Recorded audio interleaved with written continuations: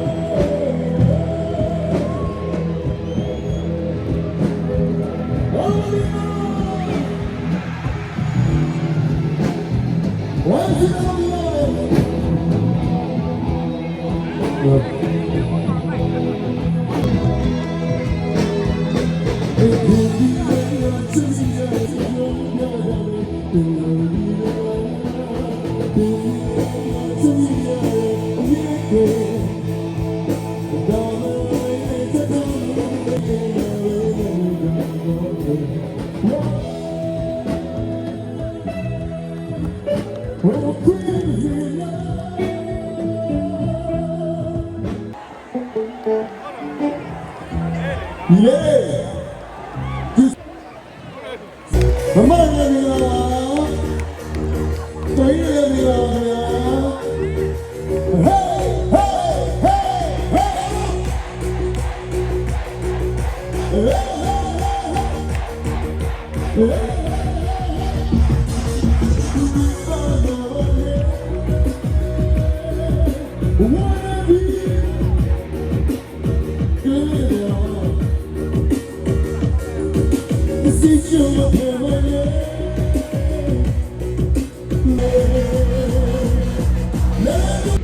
ကဲအခုတော့ကိုဟန်သူဆန်တို့အားပေးပြီးပြီဆိုတော့ကျွန်တော်တို့စကိုင်းကနေပြီးတော့မှ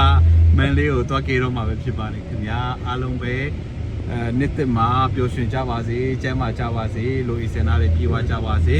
မြုပ်နေတဲ့ဟာတွေမုံလုံးရေပေါ်လိုမျိုးပဲဘရုကနေပေါ်လာကြပါစေနော်အားလုံးပဲဘိုင်ဘိုင်ပါ